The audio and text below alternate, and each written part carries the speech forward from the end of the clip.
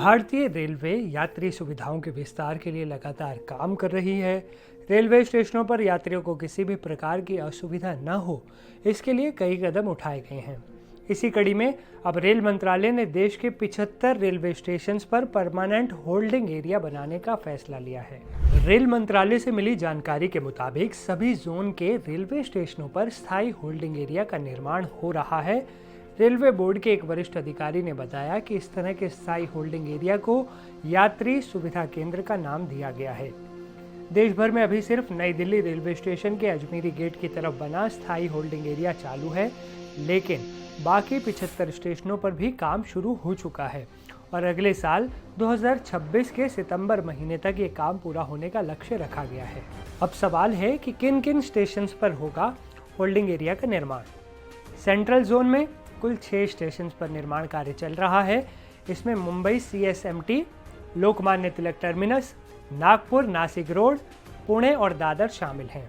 Eastern railway के 5 station हैं, जिनमें हावड़ा, सियालदह, आसनसोल, भागलपुर और जसीडीह शामिल है। ईस्ट सेंट्रल रेलवे की अगर बात करें तो 6 स्टेशन हैं। इसमें पटना, दानापुर, मुजफ्फरपुर, गया, दरभंगा और पंडित दीनदयाल उपाध्याय जंक्शन शामिल है। ईस्ट कोस्ट के 3 स्टेशन हैं, भुवनेश्वर, विशाखापट्टनम और पुरी।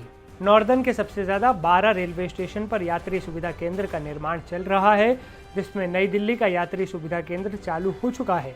इसके अलावा आनंद विहार टर्मिनल, हजरत निजामुद्दीन, दिल्ली, गाजियाबाद, जम्मू तवी, कटरा, लुधियाना, लखनऊ, वाराणसी, अयोध्या धाम और हरिद्वार शामिल है। नॉर्थ सेंट्रल के कानपुर, झांसी, मथुरा और आगरा कैंट में निर्माण कार्य चल रहा है। नॉर्थ ईस्टर्न के 4 स्टेशन को चुना गया है। इसमें गोरखपुर, बनारस, छपरा और लखनऊ जंक्शन शामिल है। नॉर्थ ईस्ट फ्रंटियर के 2 स्टेशन है, गुवाहाटी और कटिहार, जहां स्थायी होल्डिंग एरिया बनाया जा रहा है। नॉर्थ वेस्टर्न के जयपुर, गांधीनगर, अजमेर, जोधपुर और रिंग्स में निर्माण हो रहा है। सर्दर्न जोन की अगर बात करें तो चेन्नई सेंट्रल, चेन्नई एगमोर, कोयम्बटूर जंक्शन और एर्नाकुलम जंक्शन शामिल है। साउथ सेंट्रल का सिकंदराबाद, विजयवाड़ा, तिरुपति, गुंटूर, काचेगुड़ा और राजमहेंद्रवरी है। इसी तरह साउथ ईस्टर्न का रांची, टाटानगर और शालीमार है। साउथ ईस्ट सेंट्रल का सिर्फ रायपुर स्टेशन शामिल किया गया है।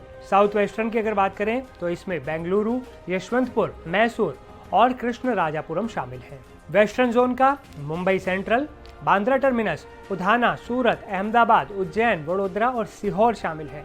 वेस्ट सेंट्रल की बात करें तो भोपाल, जबलपुर और कोटा रेलवे स्टेशन स्थायी होल्डिंग एरिया निर्माण के लिए चुने गए हैं। अब सवाल है कि इन होल्डिंग एरिया में क्या क्या सुविधाएं मिलेंगी।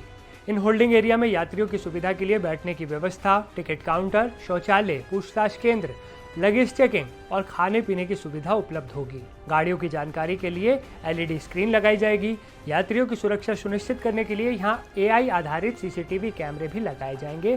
ऐसा फैसला रेलवे की तरफ से लिया गया है। साथ ही यात्रियों को किसी भी तरह की परेशानी ना हो, इसके लिए सहायता कर्मियों की तैनाती भी होगी। रेलवे के वरिष्ठ अधिकारी ने बताया कि होल्डिंग एरिया का निर्माण इस तरह से किया जा रहा है कि एक बार में तकरीबन 5 से 6 हज़ार तक यात्री बिना किसी परेशानी के यहाँ ठहर सकें। इसके लिए होल्डिंग एरिया में भी आवश्यक सुविधाएं उपलब्ध कराई जाएंगी और सुरक्षा का विशेष ध्यान रखा जाएगा।